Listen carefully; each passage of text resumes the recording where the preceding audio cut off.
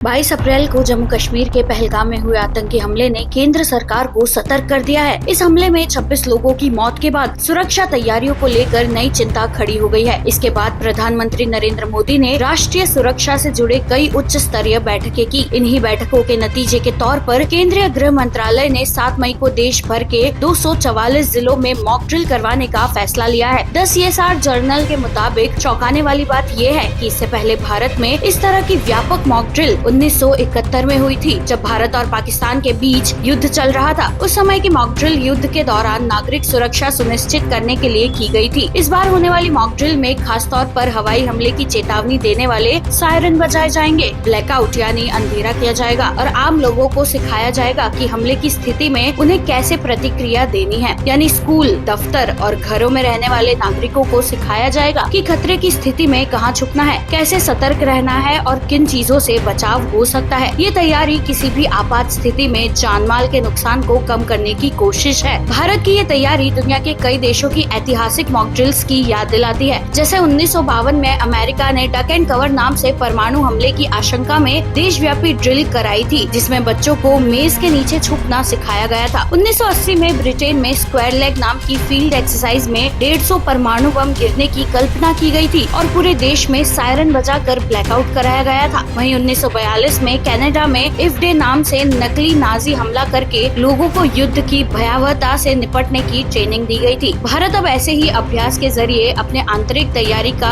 परीक्षण करने जा रहा है। ये अभ्यास केवल औपचारिकता नहीं है, बल्कि कई अहम पहलुओं को परखने का तरीका है। इनमें हवाई हमले की चेतावनी प्रणाली की प्रभावशीलता का आकलन प्रमुख है। भारतीय वायुसेना के साथ हॉटलाइन और रेडियो संचार लिंक की कार्य क्षमता को परखा जाएगा, ताकि आपात स्थिति में संवाद बाधित न हो। नियंत्रण कक्षों और छाया नियंत्रण कक्षों की संचालन क्षमता का भी परीक्षण किया जाएगा। नागरिकों, खासकर छात्रों को शत्रुतापूर्ण हमलों के दौरान सुरक्षा उपायों की जानकारी देने और नागरिक सुरक्षा के प्रति उन्हें प्रशिक्षित करने पर भी विशेष ध्यान दिया जाएगा। गृह मंत्रालय के अनुसार मौजूदा वैश्विक और क्षेत्रीय हालात को देखते हुए भारत को नए और जटिल सुरक्षा खतरों का सामना करना पड़ रहा है। इसी वजह से नागरिक सुरक्षा व्यवस्थाओं की तैयारी को परखना और मजबूत करना अब जरूरी हो गया है। मंत्रालय ने साफ कह दिया है कि अब समय आ गया है कि हर राज्य और केंद्र शासित प्रदेश हर समय सतर्क और तैयार रहें। इस आदेश से कुछ ही घंटे पहले पाकिस्तान ने अभ्यास इंडस नामक सैन्य कवायद के तहत लगातार दूसरे दिन मिसाइल परीक्षण किया। पाकिस्तान के प्रधानमंत्री शहबाज शरीफ ने इसे मजबूत हाथों में देश की सुरक्षा करार दिया। ये सब भारत और पाकिस्तान के बीच बढ़ते तनाव के तरफ भी इशारा करता है। ऐसे में भारत की तरफ से ये मॉक ड्रिल एक चेतावनी और तैयारी दोनों मानी जा रही है। गृह मंत्रालय के अनुसार ये मॉक ड्रिल सिर्फ शहरों तक सीमित नहीं रहेगी, बल्कि गांव स्तर तक इसका संचालन होगा।